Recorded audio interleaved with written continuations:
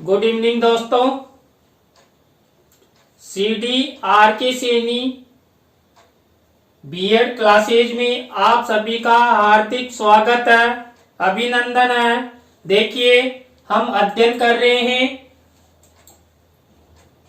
अधिगम के लिए आंकलन। देखिए जो आपका पेपर है अधिगम के लिए आंकलन, इस पेपर के अंतर्गत हमारा आंकलन के वर्गीकरण, जो आंकलन के वर्गीकरण के प्रकार है उनके बारे में हमारा अध्ययन चल रहा है।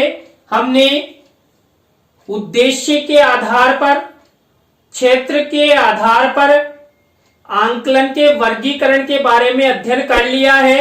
और जो ये क्लास होगी, इस क्लास में हम गुण आधारित मापन के आधार पर आंकलन का वर्गीकरण, कि गुण आधारित आंकलन का वर्गीकरण किस प्रकार होता है, इसके अंतर्गत कौन कौन से परीक्षण चलते हैं, उन परीक्षणों के बारे में अध्ययन करेंगे।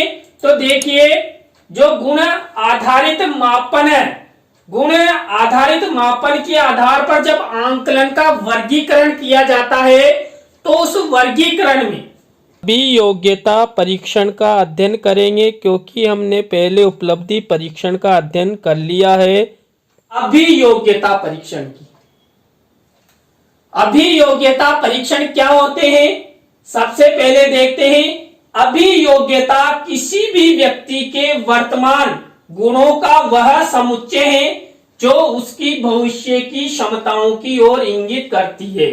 देखिए अभियोग्यता यानी कि योग्यता, बालक में कितनी क्षमताएं हैं, क्या क्या योग्यताएं हैं, जिनके आधार पर बालकों का परीक्षण किया जाता है। तो अभियोग्यता परीक्षण में बालक की अभियोग्यता के बारे में पता लगाया जाता है। तो अभियोग्यता किसी भी व्यक्ति के वर्तमान गुणों का वह समुच्चय है। ये जो वर्तमान गुणों का जो समुच्चय है, उन गुणों का पता लगाने के लिए अभियोग्यता परीक्षण लिए जाते हैं, जो उसकी भविष्य की क्षमताओं की ओर इंगित करता है। देखिए वर्तमान गुणों का जब अध्ययन किया जाएगा तो वर्तमान समय में ही बालक के फ्यूचर के बारे में पता लगा लिया जाएगा कि बालक फ्यूचर में क्या करने जा रहा है, या कुछ करेगा या नहीं करेगा। बालक यदि वर्तमान गुणों को अच्छी तरह ज्ञानार्जन के माध्यम से अर्जित करता है, प्रतिभाशाली बनता है, तो उस बालक के बारे में वर्तमान समय में ही उसके फ्यूचर के बारे में पता लगा लिया जाता है। और जो बालक कमजोर रहता है उसके बारे में भी फ्यूचर का पता लगा लिया जाता है कि आगे जाकर शिक्षा क्षेत्र में आगे बढ़ेगा या नहीं बढ़ेगा। तो वर्तमान गुणों के आधार पर भी बालकों के भविष्य का पता लगाया जा सकता है, किनके माध्यम से, अभियोग्यता के माध्यम से। वे गुप्त योग्यताएं जो औपचारिक अथवा अनौपचारिक प्रशिक्षण मिलने पर अभ्यास के फलस्वरूप प्रस्फुटित होने लगे, अभियोग्यताएं अथवा अभिक्षमताएं कहलाती है।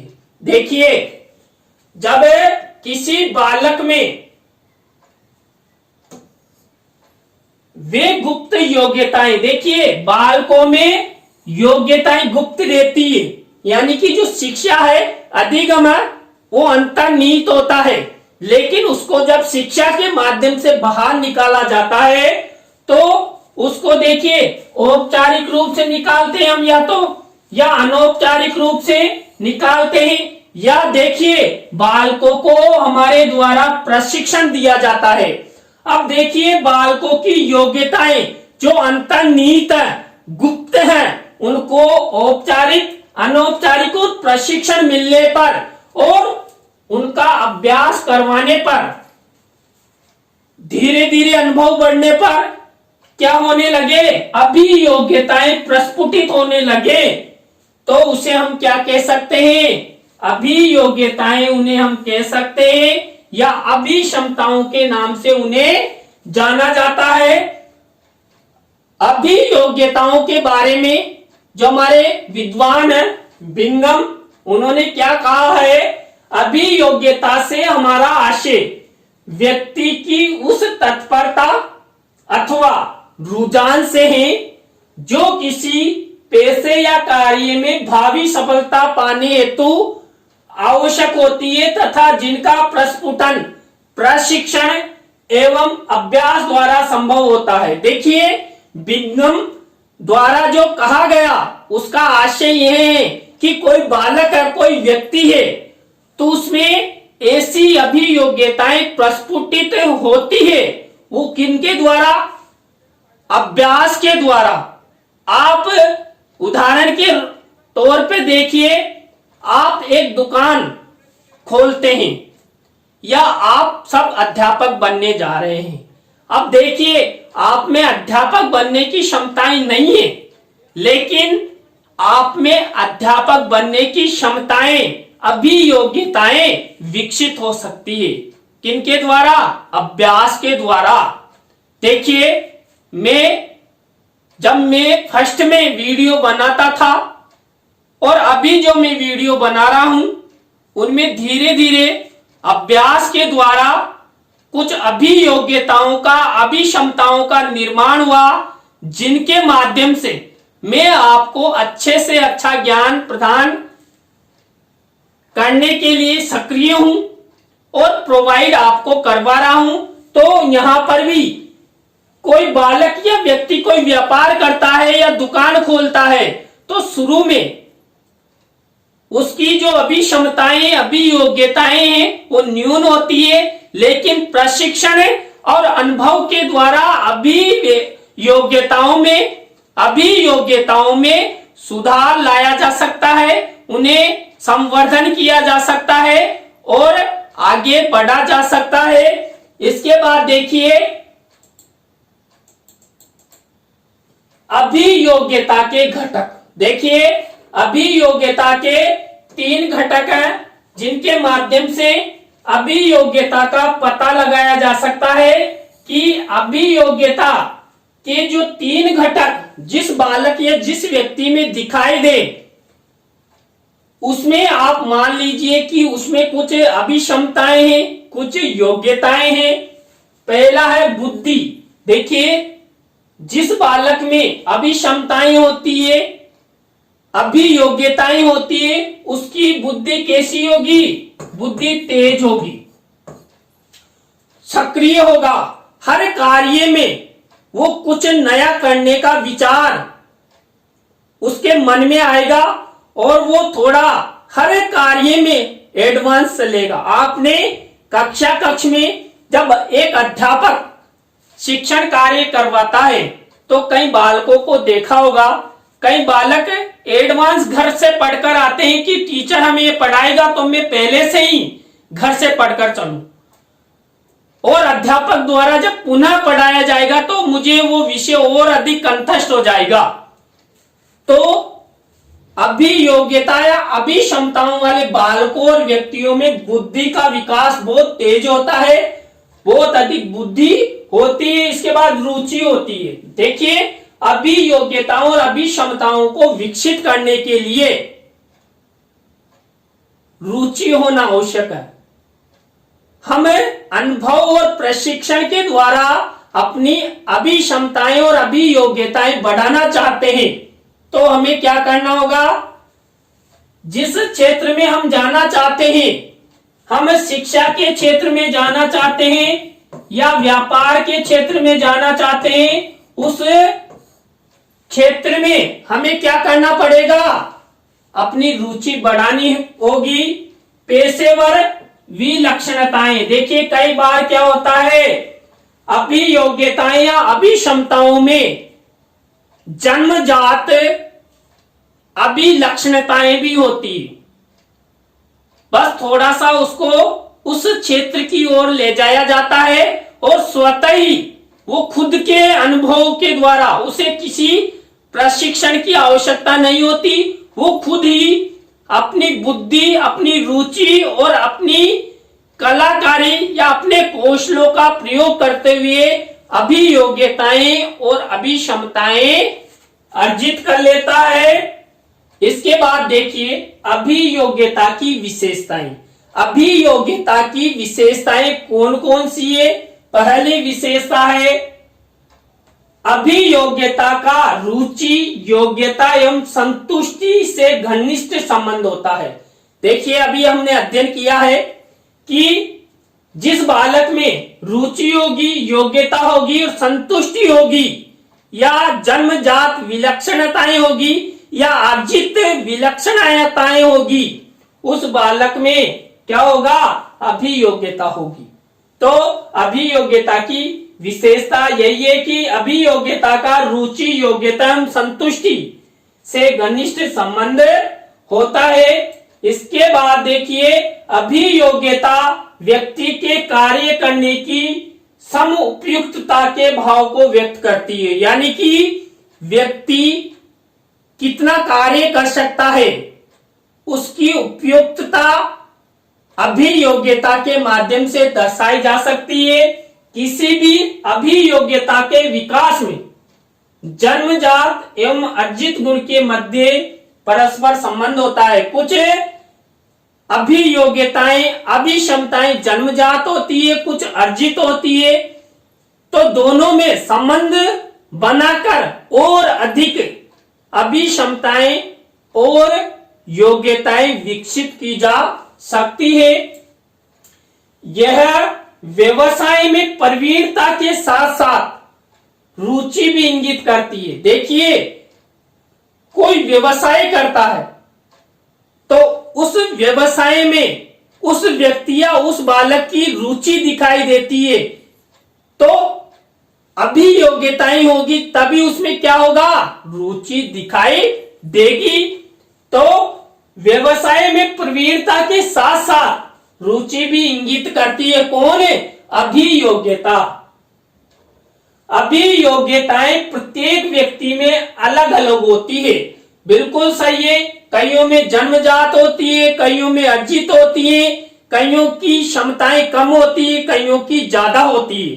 कुल मिलाकर अभिक्षमताएं, अभियोग्यताएं प्रत्येक बालक और प्रत्येक व्यक्ति में अलग अलग होती है।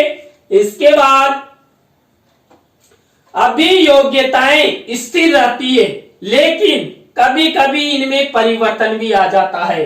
देखिए अभियोग्यताएं जरूरी नहीं है एक जैसी रहे, इनमें परिवर्तन भी होते रहते हैं।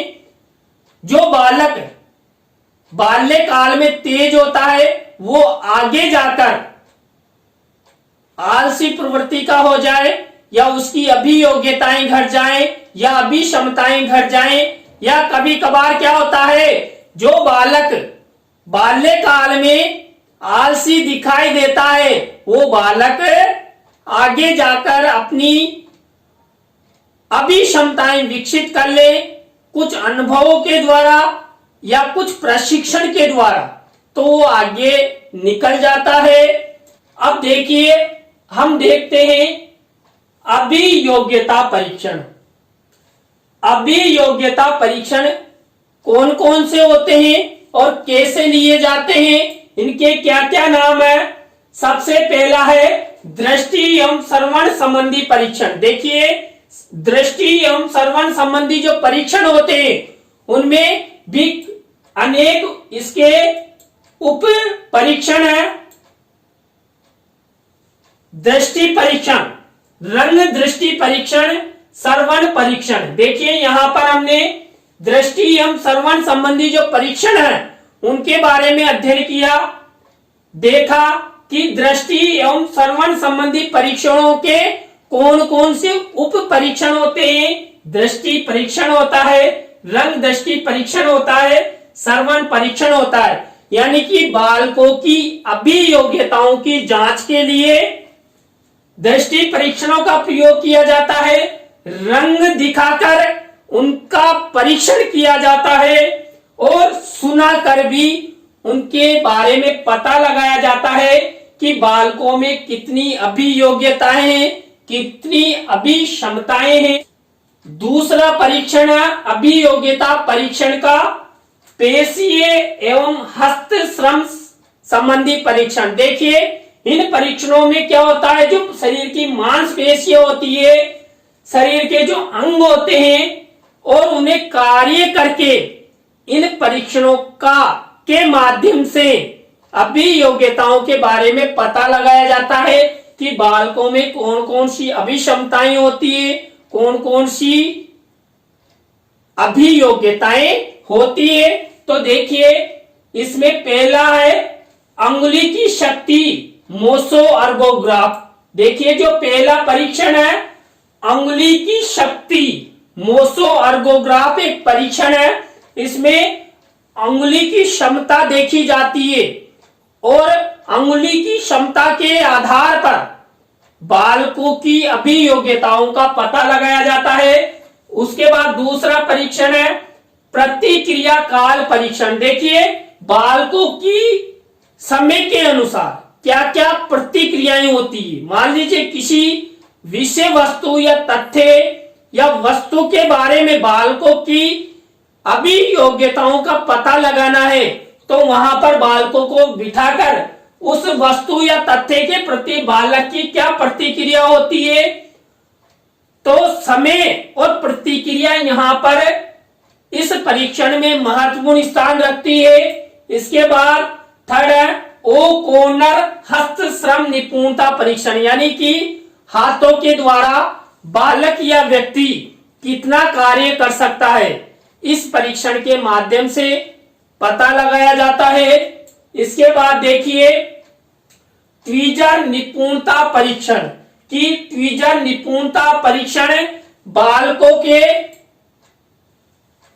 अभियोग्यताओं अभिक्षमताओं को जांचने का परीक्षण है। इसके बाद देखिए स्टेडिनेंस टेस्टर के माध्यम से भी बालकों की अभिक्षमताओं बालकों की अभियोग्यताओं के बारे में पता लगाया जाता है। इसके बाद कैम्बल मैच बोर्ड, आपने कई बार छोटे बच्चों को देखा होगा कि 1 से 10 तक गिनती या 1 से 15 तक गिनती, उनको वो छोटे छोटे डिब्बे एक आयताकार चौकोर होते हैं तो उनको इस तरह औंधे सौंधे कर दिए जाते हैं, फिर कहा जाता है इनको क्रम से जमाइए। तो वहां पर भी बालक की अभिक्षमताएं ज्ञात की जाती है कि बालक में कितनी योग्यताएं हैं, अभिक्षमताएं। तो कैम्बल मैच बोर्ड के माध्यम से भी बालकों के अभियोग्यताओं अभिक्षमताओं के बारे में पता लगाया जा सकता है। इसके बाद थर्ड है यांत्रिक योग्यता संबंधी परीक्षण, यानी यंत्रों के माध्यम से बालकों की अभियोग्यताओं के बारे में पता लगाया जाता है कि यांत्रिक योग्यता संबंधी परीक्षणों में बालकों ने यंत्रों के माध्यम से कौन कौन सी अभियोग्यताएं अर्जित की है। इसमें देखिए पहला टेस्ट है मिनीसोटा यांत्रिक समूह परीक्षण। देखिए मिनीसोटा यांत्रिक समूह परीक्षण के द्वारा समूह रूप में इस परीक्षण को परीक्षित किया जाता है और बालकों की अभियोग्यताओं के बारे में पता लगाया जाता है। इसके बाद मिनीसोटा स्थानगत संबंध परीक्षण। इसके बाद देखिए बेनेट यांत्रिक संबोध परीक्षण। बेनेट यांत्रिक संबोध परीक्षण के माध्यम से बालकों की अभियोग्यताएं अभिक्षमताओं के बारे में पता लगाया जाता है। इसके बाद देखिए मिनीसोटा कागज आकार परीक्षण, यानी कागज के माध्यम से बालकों की अभियोग्यता अभिक्षमताओं का पता लगाया जाता है। मैकवेरी यांत्रिक परीक्षण। मैकवेरी यांत्रिक परीक्षणों के माध्यम से भी बालकों की अभियोग्यताओं के बारे में पता लगाया जाता है। देखिए ओरोर के यांत्रिक परीक्षण। ओरोर एक वैज्ञानिक है, तो ओरोर के यांत्रिक परीक्षणों के माध्यम से भी बालकों की अभियोग्यता का अभिक्षमताओं का पता लगाया जाता है। इसके बाद स्टेनक्विस्ट का सामान्य यांत्रिकी योग्यता संग्रह परीक्षण। स्टेनक्विस्ट का सामान्य यांत्रिकी योग्यता संग्रह परीक्षण के माध्यम से भी बालकों का अभियोग्यता की जांच की जाती है। तो अभी हमने अध्ययन किया कि अभियोग्यता परीक्षण कौन कौन से हैं और इनका परीक्षण कैसे लिया जाता है। इसके बाद हम अध्ययन करते हैं अभिवृत्ति मनोवृत्ति के बारे में। देखिए अभिवृत्ति क्या होती है, मनोवृत्ति क्या होती है, इसके बारे में हम वीडियो के पार्ट 2 में अध्ययन करेंगे। तो अभी बस इतना ही। नेक्स्ट आगे हम अभिवृत्ति और मनोवृत्ति के टॉपिक के साथ हम आपसे फिर मिलेंगे। धन्यवाद।